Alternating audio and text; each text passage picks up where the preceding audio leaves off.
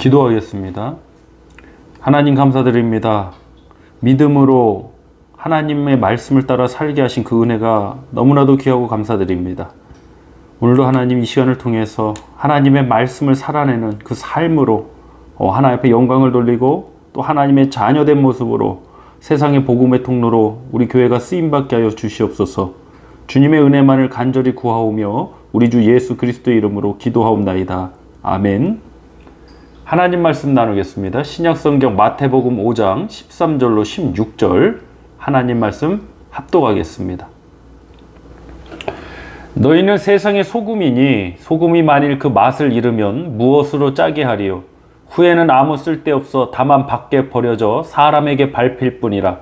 너희는 세상의 빛이라. 산에 있는 동네가 숨기지 못할 것이요 사람이 등불을 켜서 말 아래에 두지 아니하고 등경 위에 두나니 이러므로 집안 모든 사람에게 비치느니라. 이같이 너희 빛이 사람 앞에 비치게 하여 그들로 너희 착한 행실을 보고 하늘에 계신 너희 아버지께 영광을 돌리게 하라. 아멘. 마태복음 5장 13절로 16절을 본문으로 내가 믿음으로 살고 있다면 이런 제목으로 은혜 나누길 원합니다. 저와 여러분은 하나님의 은혜로 인하여 믿음으로 말미암아 구원을 받았습니다. 오직 나의 의인은 믿음으로 말미암아 살리라고 주님 말씀하셨습니다. 사랑하는 성도 여러분, 하나님의 백성, 하나님의 자녀가 어떤 존재입니까? 바로 믿음으로 구원받았고 믿음으로 사는 그 존재입니다. 오늘 설교의 제목이 내가 믿음으로 살고 있다면입니다. 입술은 거짓을 말할 수 있습니다.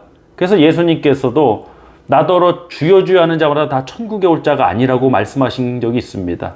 주여 주의 고백이 반드시 있어야 되겠지만 입술로만 주여 주여 한다고 다 진짜가 아니라는 것입니다. 입술로는 거짓을 말할 수 있습니다. 그러나 삶은 거짓을 말할 수 없습니다. 그래서 어떤 사람을 볼 때 우리가 함부로 판단해서도 안 되지만 분별이 필요할 때가 있습니다. 그 분별이 그 사람이 하는 말만 듣고 해서는 결단코 안 됩니다.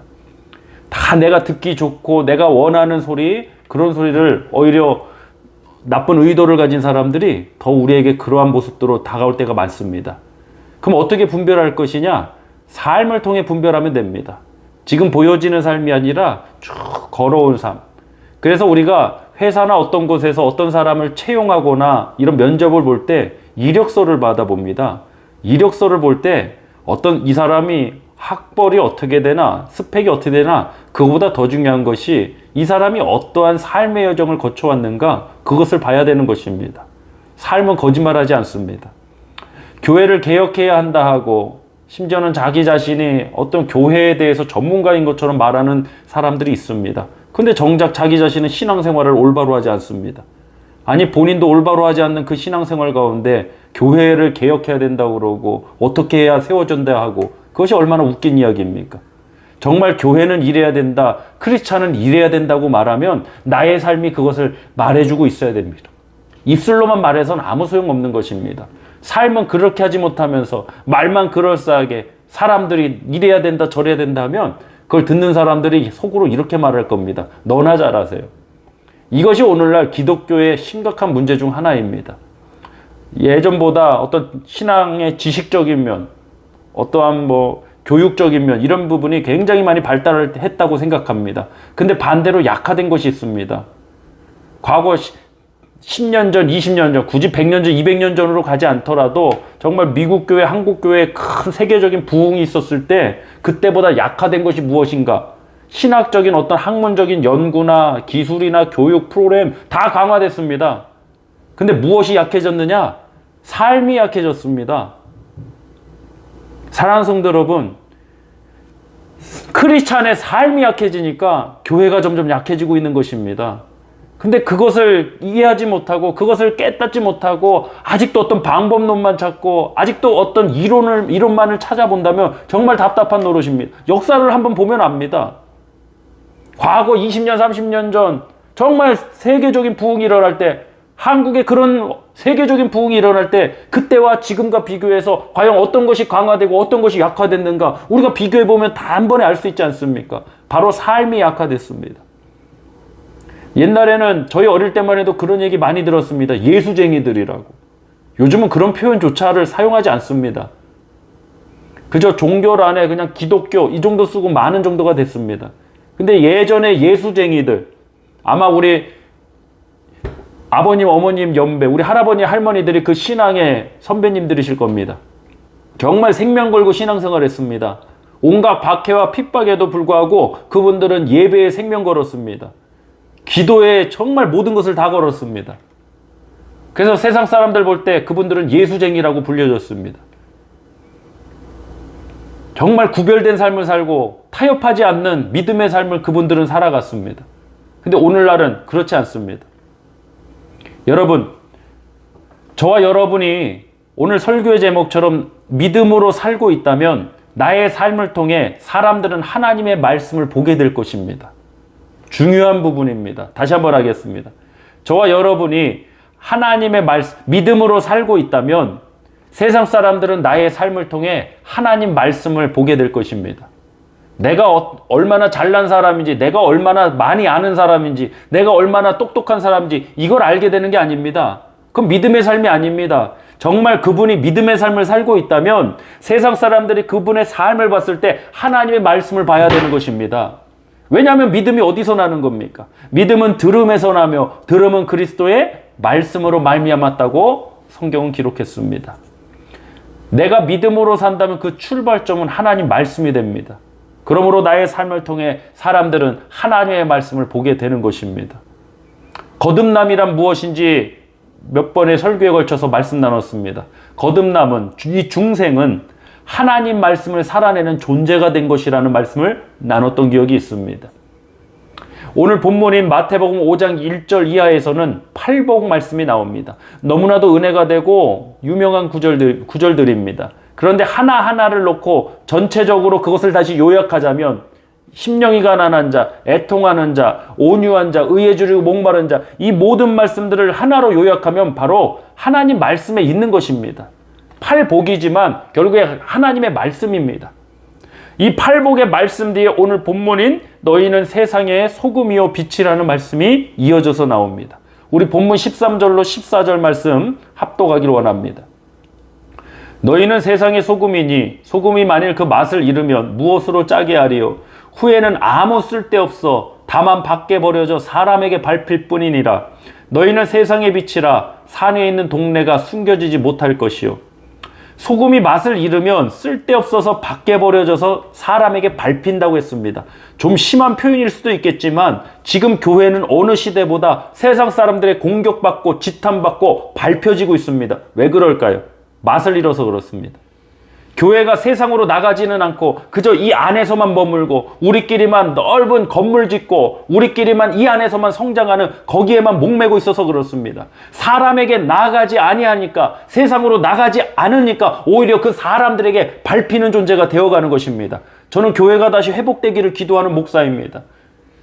우리 교회와 우리 성도님들이 그 중심에 쓰임받기를 성령의 역사신 가운데 쓰임받기를 간절히 축복하겠습니다.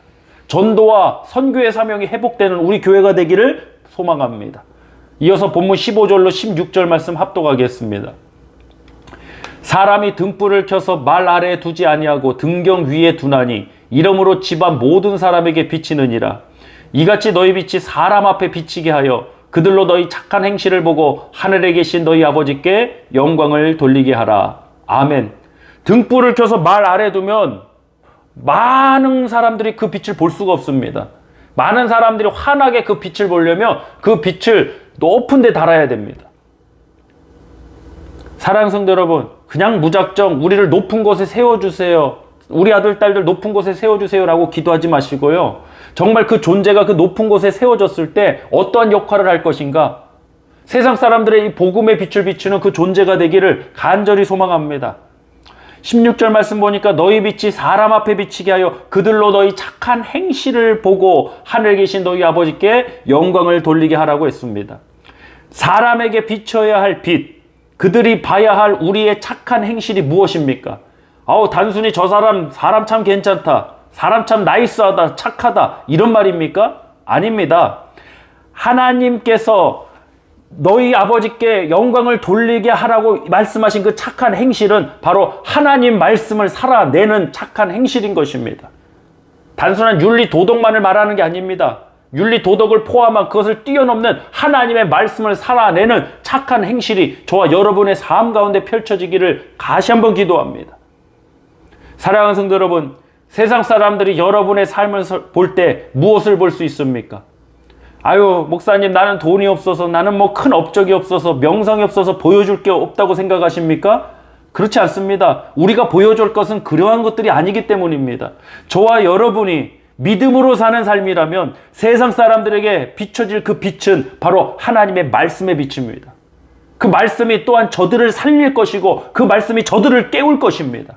지금 이 시대에 이 빛을 비춰줄 그 사람들이 있어야 됩니다. 그 사람들이 세워져야 됩니다. 우리 성도님들이 하나님 앞에 기도하시며 하나님의 은혜를 힘입어 그 역할을 감당하시길 주님으로 축복하겠습니다. 합심하여 함께 기도하는 시간 갖도록 하겠습니다. 내가 믿음으로 살고 있다면 나의 삶을 통해 하나님의 말씀이 보여지길 원합니다.